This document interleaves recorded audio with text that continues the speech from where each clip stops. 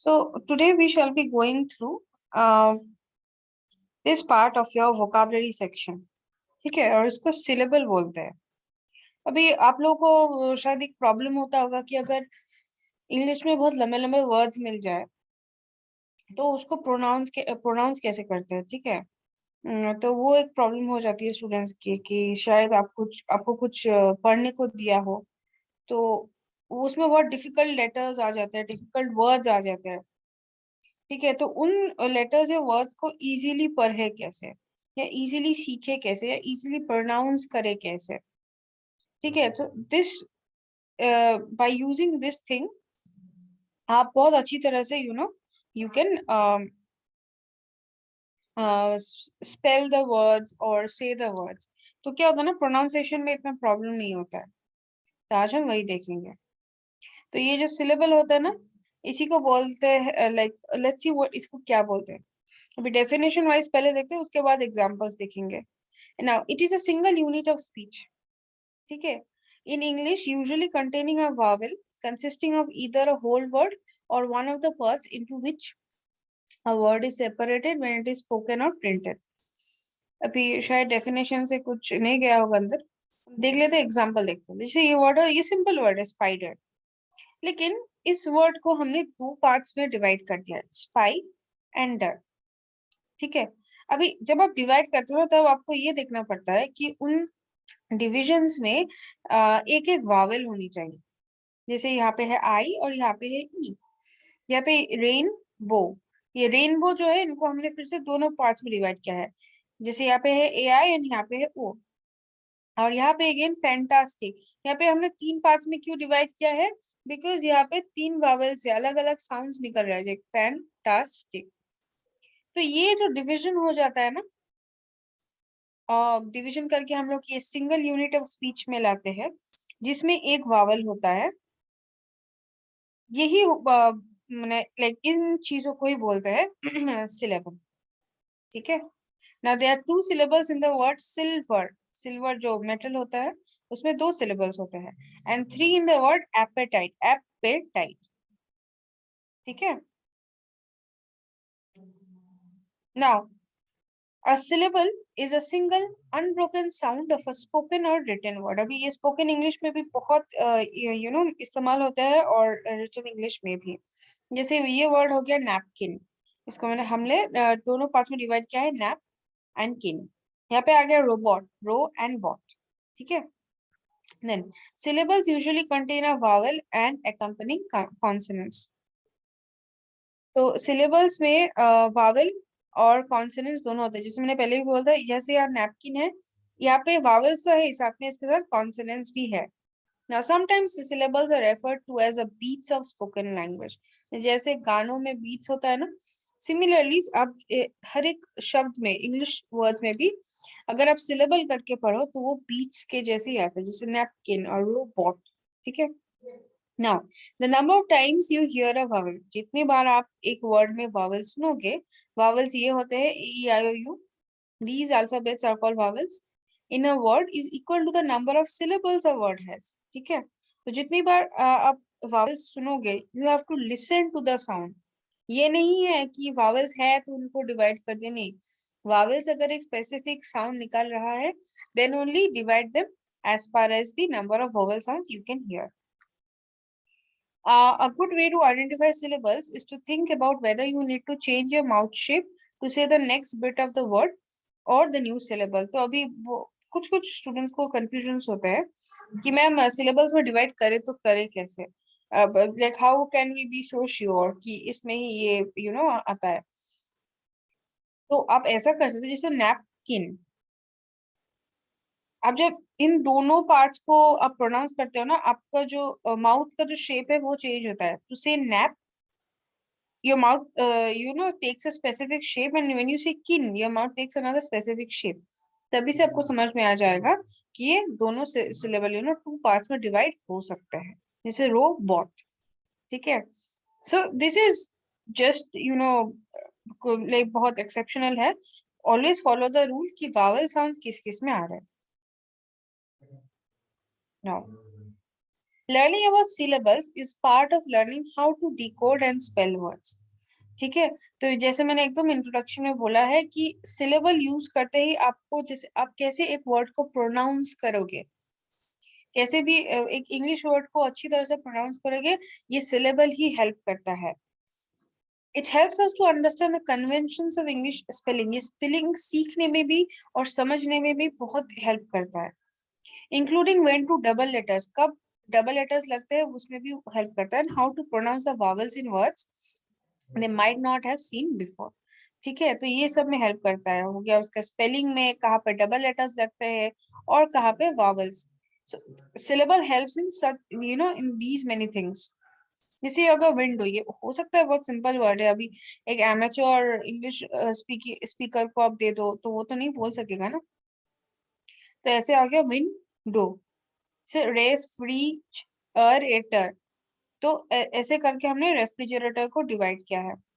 So if you don't know the word, you can just divide them accordingly. For example, cat has one syllable. जो word cat है ना, इसमें just एक syllable है, cat. तो जो one syllable होते हैं उनको monosyllabic बोलते हैं. Definitions here, these terms depends on if you want to learn or not learn. Here I have just added क्योंकि ये आपके information के लिए है. Then water has 2 syllables. Computer has 3 syllables. Then category has 4 syllables. ठीक है, यहाँ पे मैंने कुछ 1 syllable words के लिस्ट दे दिए हैं. You can go through them like on, off, old, owl, ox, off, om, out, ill, I, elk, x, if, eyes, iron, ick, ink, in, ish, ick, up, once, on, how, why, what, where, when. ठीक है यार, मैंने आप लोगों को 2 syllable words के दिए हैं. Now enlist, enlist, contest, contest, problem, problem, cobweb, cobweb. तो ऐसे करके पढ़ना, एक ही साथ इसको पहले पढ़ने की कोशिश मत करना. पहले इनको जैसे डिवाइडेड है ना, इनको पढ़ने की कोशिश. जैसे पम्पकिन, वेलवेट. अब देखना आप प्रोनाउंसिएशन में ना, आप अगर सिलेबल बोल के आप यूज करते हो ना सिलेबल अपने प्रोनाउंसिएशन में या इंग्लिश वर्ड्स बोलने में, ये pronunciation will get better over time. So please use that. Even spelling सीखने में भी इफ यू लर्न, जैसे या अगर डेंटिस्ट, DEN, डेन, TIST, टिस्ट, ऐसे करके आप सीखना, बहुत अच्छी तरह से सीख, मतलब रजिस्टर हो जाता है माइंड में. जैसे ट्रम्पेट का स्पेलिंग क्या है, TRUM, ट्रम, एक साउंड हो गया. देन PET, पेट, ट्रम्पेट. एक ही साथ अगर पढ़ने जाओगे ना, TRUM, PET रजिस्टर नहीं होता है इतने अच्छे से. So it's better to divide them into syllabus, pronounce करते टाइम पे भी और स्पेलिंग सीखने के टाइम पे भी. ये वाला अच्छी तरह से आप लोग पढ़ लेना. यहाँ पे मैंने 1 syllable, 2 syllable, 3 syllables के भी एग्जांपल्स दे दिए हैं. Go through them and read them according to syllables. Now अभी हम आते हैं टाइप्स ऑफ सिलेबल्स. अभी टाइप्स ऑफ सिलेबल्स हमने इसलिए दिया है कि कभी कभार क्या होता है ना, जैसे दोनों वावल्स आ जाए, जैसे यहाँ पे टीम है, तो इसका साउंड हम लोग कैसे निकालें या इसको डिवाइड कैसे करें.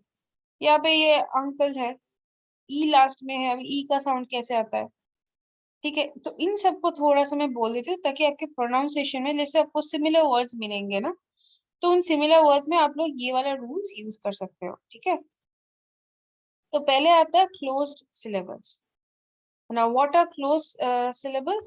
Now, vowels are closed in at least one consonant, by at least one consonant, and vowels are short. Now, ये जो word है test, TEST, तो ये आप जो देख रहे हो ये vowel E है, ये ना ये दोनों consonant के अंदर है, मैंने क्लोज किया हुआ है, ये बाहर नहीं है. ठीक है, तो इसका प्रोनाउंसिएशन क्या होगा, शॉर्ट होगा, लाइक टेस्ट. हम लोग शॉर्ट तरीके से इसको बोल रहे, कोई लंबी खींच नहीं रहे इसके साउंड को, जस्ट टेस्ट. दूसरा होता है open syllables. Vowels are open, जैसे ई है, लास्ट में कुछ है नहीं, ओपन है, इसके इस साइड पे कोई कॉन्सोनेंट है नहीं. इसमें क्या होता है, वावल्स आर लॉन्ग, बी, हम लोग खींच रहे हैं ना ई का साउंड, सो ये होता है. तीसरा वाला, the third one, vowel consonant E. अब ये क्या होता है, adding the silent E after one consonant makes the vowel long. Came. अभी CAME जो होता है ना, इसमें E है, लेकिन E साइलेंट हो जाता है. दैट मीन्स हम लोग जब लिखने के टाइम पे E होता है, लेकिन हम बोलने के टाइम पे इतना प्रोमिनेंट नहीं होता है E. अगर ऐसा कुछ चीज है ना, देन ये वावल क्या हो जाता है, लॉन्ग हो जाता है, लाइक केम. ठीक है. Then vowel R, that is R control. Now the syllables vowel is followed by an R, controlling its sounds like R, ir, or. ठीक है, जैसे far, जहाँ पे भी यहाँ पे R हो जाता है ना, R जहाँ पे भी लास्ट है, मतलब एक वावल के साथ R लगता है, तब ये पूरा का जो मेन जो स्ट्रेस पड़ता है ना, ये R साउंड पे पड़ता है इन वर्ड्स पे. far. And is similar for words that have R, AR, ER, IR, UR and OR. ठीक है, तो इन सब वर्ड्स में जहाँ पे भी है, follow this rule. Then vowel digraph और diphthong. अगर ये समझने में या सीखने में थोड़ा सा प्रॉब्लम होता है, then come to the definition. Now two vowels are next to each other, they make a new sound. जब दो vowels एक साथ बैठते हैं ना, उन लोगों का क्या होता है, न्यू साउंड बन जाता है. जैसे टीम, ना ई का फुल साउंड है ना ए का फुल साउंड है, दोनों मिला के एक नया साउंड बन जाते हैं. And lastly consonant L E. जिस भी वर्ड्स में लास्ट में एल एंड ई रहता है ना, उनका साउंड यूएल के तरह, अल के जैसा हो, जैसे अंकल. ठीक है. And this is applied for all the words that end with UL. ठीक है, तो ये हो गया आप लोगों का टाइप्स ऑफ सिलेबल्स. तो ये था आपका सिलेबल. छोटा चैप्टर है बट वेरी इफेक्टिव. ये नॉर्मली बचपन में नर्सरी केजीज में सिखा दिया जाता है, बट मेनी मे नॉट बहुत को ऐसी अपॉर्चुनिटीज नहीं मिलते हैं शायद. या फिर people tend to forget what we were taught in our childhood days. But make sure you follow this, because this is a very important role when it comes to English pronunciation and English vocabulary, because merely knowing the words is not enough. Also, because you are in your spoken English class, right? You have to know how the words are pronounced. Therefore, uh, you know, uh, go through this chapter once again and practice words a lot. The more you practice, the more you'll get better. So that's it for today.